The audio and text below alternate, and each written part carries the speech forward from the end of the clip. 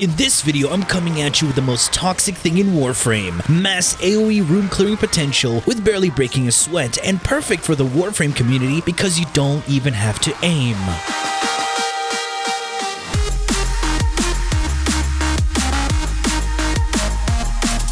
What's good, folks? It's WARFRAME here with a new Warframe video coming at you with toxicity. This is a new Saryn loadout for people who just want to hold down the fire button and destroy everything in their path, and literally making a joke of Steel Path.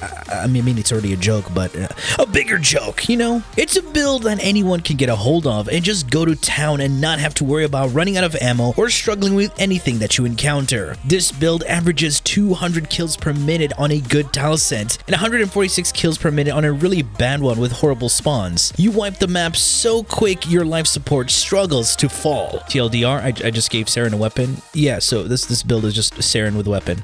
But wait, there's more. What makes this possible is a synergy with Saryn and Nourish. When Nourish was changed, so much came with it. And now people are gonna be like, Nourish is so powerful, D is definitely gonna nerf it.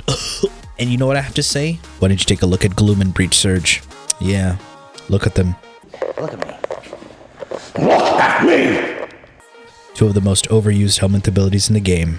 Nourish is going to be an ability that provides you with viral elemental damage multiplier on your weapons, meaning it makes your weapon have the viral mod combination, along with energy income multiplier, increasing energy you gain from energy sources, and spreads viral procs to enemies in the area when you take damage, while also staggering them when the viral spreads. However, I'm going to use this with combat discipline to damage my own health when I kill enemies, and this is going to count as me taking damage to trigger Nourish's viral explosion. Basically, a mini miasma, but with more benefits. And since the KPM is really high, I can end up killing myself. So how will I replenish my health? Well, let me introduce to you Regenerative Molt, Saryn's second ability augment. This augment will heal you when you have Molt on the field. Molt provides you with several amazing buffs. It cleanses you of status effects, redirects enemy fire, and gives you a movement speed multiplier. Hey, that kind of rhymed. And if you have a Decaying Dragon Key and a couple of Augur mods, or just brief respite alone and base efficiency, you can instantly replenish your shields with one cast of Molt. And not only that, this ability doesn't animation lock you. It is easily castable as you move without affecting your gameplay. My main weapon is going to be the infamous Ignis Wraith. Now, why have I chosen this weapon? Because of a few things. It has an amazing magazine of 200, and once you reload, you instantly replenish your reserves with ammo mutation in the Exilus, so you pretty much never run out of ammo. It is a beam weapon, so damage ramp up is pretty nice, especially with multiple status effects. And the beam reaches 27 meters without any range mods, and at the end of the beam, or when the beam makes contact, it has a little nice explosion with a radius of 3 meters, which also scales with Prime Firestorm.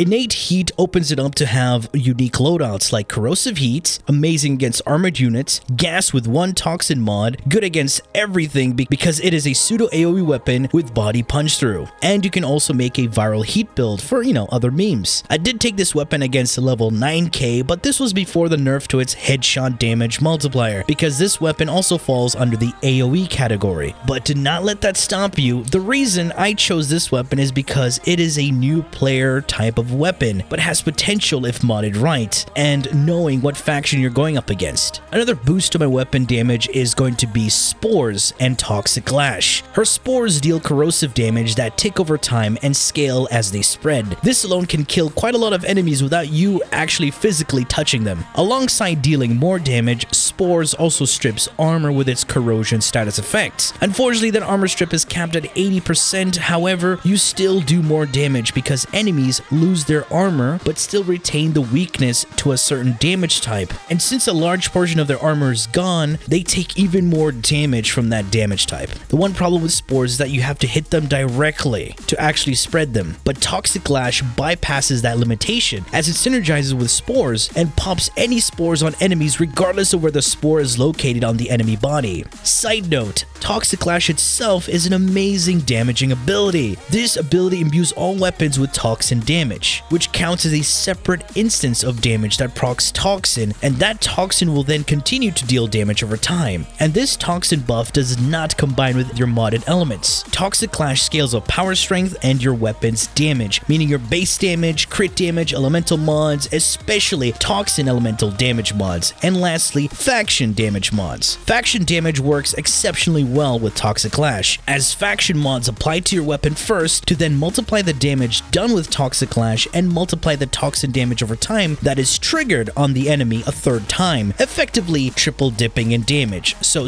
basically we're dealing 3 times the damage. Alright, with all that knowledge you've taken in, and hopefully you've listened and paid attention without jumping straight into the build, yes, I'm looking at you, Timmy, let's take a look at the Saryn build. In the aura, I have Combat Discipline. Every kill drains 10 health and heals allies. This aura damages me to then trigger Nourish's Viral Explosion, while also triggering Arcane Avenger for that flat 45% crit chance on my weapons, bringing Ignis Wraith to 96% crit chance. Prime Sure-Footed for the knockdown and stagger resistance. If you do not have this, use Handspring. Range at 235% with stretch and overextended, increasing Spore radius to 37 meters, aggro and explosion radius on Molt to 23 meters, and viral explosion on Nourish to 28 meters. And since I have negative power strength, I counteract that with Umbral Intensify and Blind Rage, increasing the damage on all of my abilities, giving me more energy income on Nourish, and of course, giving me additional healing with the Augment Regenerative Molt. Duration at 124% with just Augur Message. Saryn already has amazing base duration, but this is mostly used to increase Nourish's uptime, and this mod paired with 2 more Argo mods on my secondary are useful for their set bonus, used to convert energy usage to shields, to refresh my Warframe shields for a new instance of a shield gate. And with negative efficiency from Blind Rage, I convert a lot of energy into shields. Rolling Guard for the 3 seconds of invulnerability and additional status cleansing, and finally Prime Flow for the large energy pool to cast my abilities with ease, as I do have negative efficiency. And finally, Arcane Acceleration for the increase in fire rate by 90% whenever I crit, and I'm critting 90% of the time. Yeah, it's not as good as 100% of the time, but still. Alright, and now the main DPS weapon of this build, the Ignis Wraith. Seriously, DE, when are we getting Kuva Ignis? Like, do we really need a 10 at Ferox? Anyway, my base damage is coming from Primary Merciless. This grants me 360% base damage multiplier, so that means I won't have to use Serration on the weapon, since this Arcane and Mod are the same multiplier, so they're additive to each other, and that's way more base damage than putting Serration and Heavy Caliber onto the build, without even using up a mod slot. And to multiply my damage and damage over time against the faction I'm up against, I have the Primed Bane mod. You can use the normal one as it's still an amazing damage increase. Galvanized Chamber for the multi-shot increase, Critical Delay to increase my crit chance to 51%, and Vital Sense to multiply all the damage I deal when I crit. Hunter Munitions has a 30% chance to proc bleeds on enemies when I crit, and scales from your modded base damage and other multipliers. Galvanized Aptitude, aka Gundition Overload, aka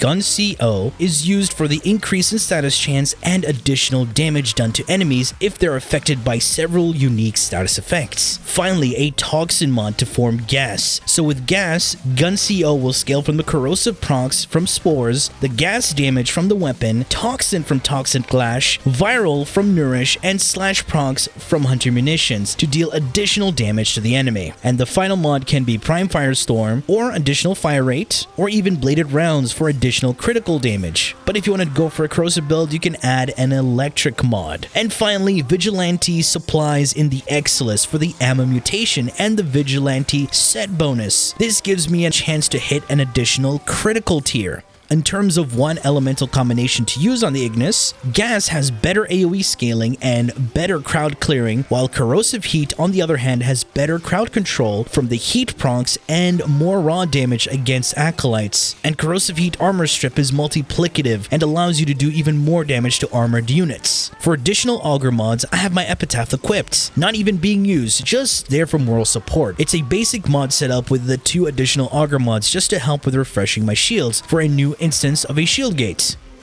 For melee weapons, I do have the Praetos, with the sprint speed and parkour velocity passive, used for heavy attacks, and Dispatch Overdrive grants me a 60% movement speed increase, which stacks with a sprint speed passive on Praetos and Saryn's Molt. The whole concept of this build is to not stand still and kill everything in sight.